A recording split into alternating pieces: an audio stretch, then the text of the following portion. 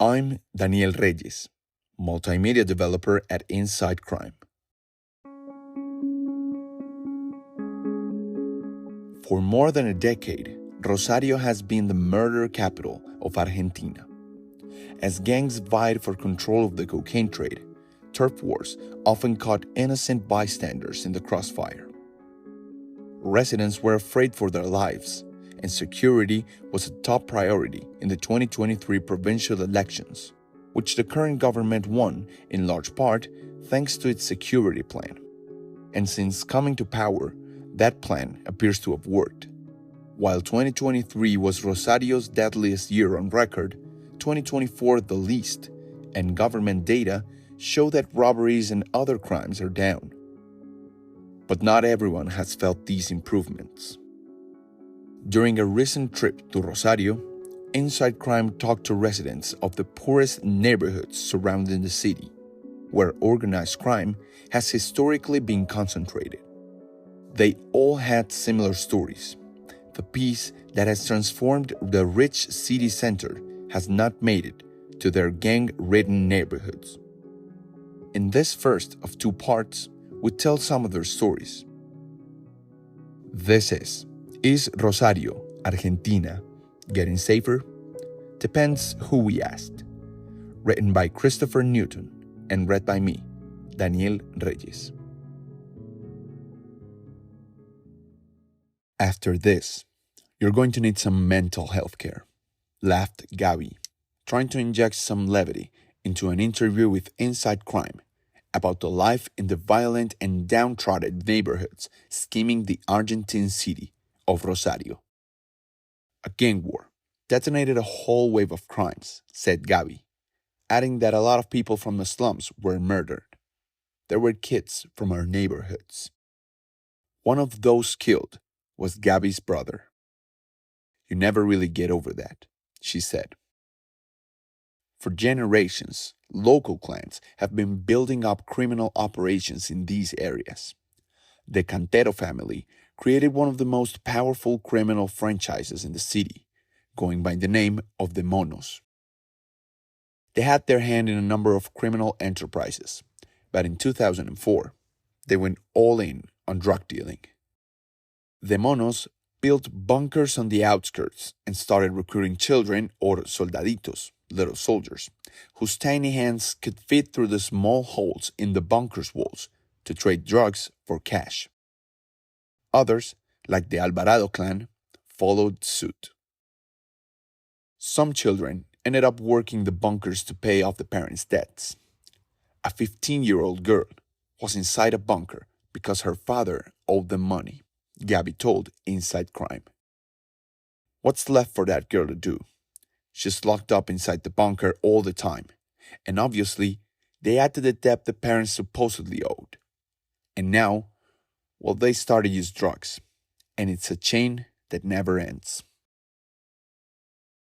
When the leader of the Monos, Claudio Ariel Cantero, alias El Pájaro, was murdered in 2013, his brother, Ariel Máximo Cantero, alias Guille, took over and unleashed hell. Homicides surged in 2014 amid Guille's war, but the violence was mainly contained to the peripheries.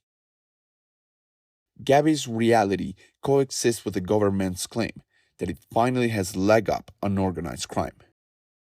Since winning the 2023 election on a security-focused platform, the provincial government has rolled out a series of punitive and preventative reforms.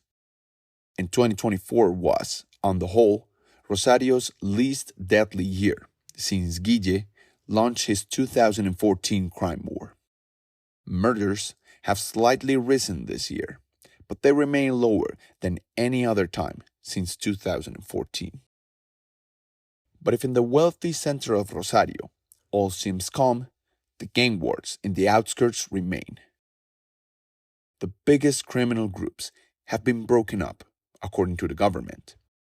We can't talk like we used to do about Alvarado on one side and the Monos on the other, explained Undersecretary of Intelligence Virginia Villar. Now there are not organized bands, rather small groups. But Gabby says, for those of us who walk through these neighborhoods, it all looks the same. We hear the same gunshots. Nowhere to go. Where Gabby grew up, schools have been the target of shootouts. Children have been killed by stray bullets. There are very few clubs or places where kids can stay out of trouble, so many of them end up in it. Sign up a 7-year-old for a club that will keep him focused, that he will enjoy, and he will be protected. At 12, 13, 14 years of age, there would be no need for a prison, said Gabby. But the government prefers the bad part, the perverse part, the punishment. If someone commits a crime, they should pay.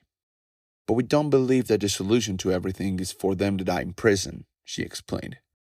I'm not going to forgive the person who murdered my brother, but I also understood that he was a victim of a perverse, exclusive system. Nowhere to work.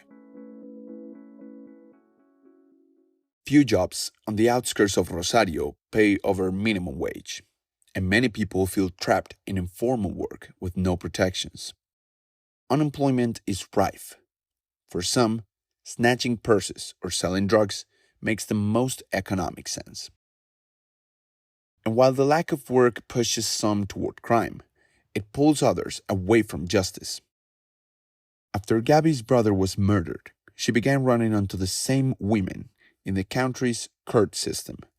But they were all working in formal jobs and struggling to find the time and resources for lobbying, generating attention to cases, and advocating for more preventative and restorative policies. So they formed Pariendo Justicia, giving birth to justice, in 2016 to organize their legal battles as a united collective.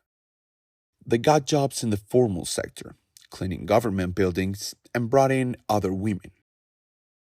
But after years of decline, unemployment began creeping up again around the end of 2023, according to the National Institute of Statistics and Censuses of Argentina. Underemployment, where people are overqualified for their jobs or cannot find full-time work, reached its highest rate in 10 years during 2024. The number of women finding work through Pariendo Justicia has fallen, and government cleaning contracts are drying up. Long working hours for mothers meant kids were often going home to empty houses, or families were losing a day's pay with a visit to the doctor. I always say, don't have children. Don't bring them into this. Because today we live in something so ugly, this insecurity, and we have absolutely nothing to offer, another member of Pariendo Justicia told Inside Crime. Even formal jobs are often not paid well enough to allow people to provide for their families, so many turn to selling drugs. No one to help.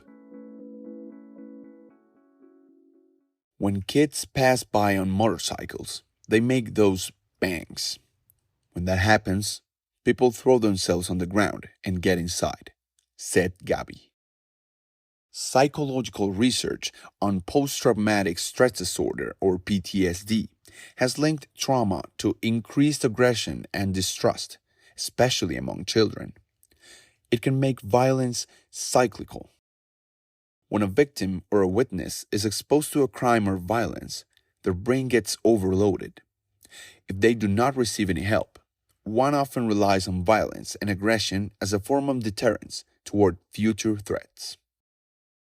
This trauma can impede adolescent brains and inhibit development, making it even harder for children in the outskirts to escape via a good job or education.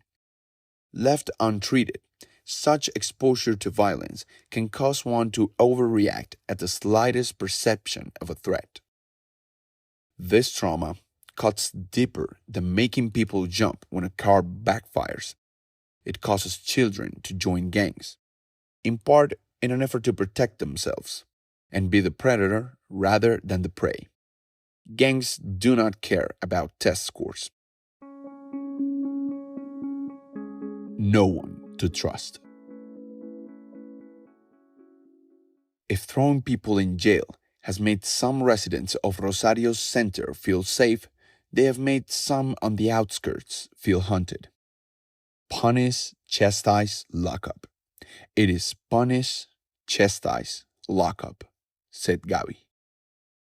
A stop-and-search-esque policy where citizens are randomly asked for their ID is a recent example. The police run a search on IDs, and if the person is not wanted for a crime, they're free to go. But many in these neighborhoods do not have official IDs, and a few residents who spoke to Inside Crime said they often leave their phones or IDs at home for fear of being robbed. It's not uncommon for them to find themselves in a police station far away with no cash or way to get home. The government has tried to improve the police, but distrust is high in these neighborhoods. Several residents of peripheral neighborhoods and a non-profit worker who spoke to Inside Crime but asked to remain anonymously reported seeing police standing guard outside drug sales points. If the government built schools and clubs in these neighborhoods, said Gabi, they wouldn't have to spend so much money building prisons. This was Is Rosario, Argentina, getting safer? Depends who we asked. Published on September 15th, written by Christopher Newton and read by me, Daniel Reyes.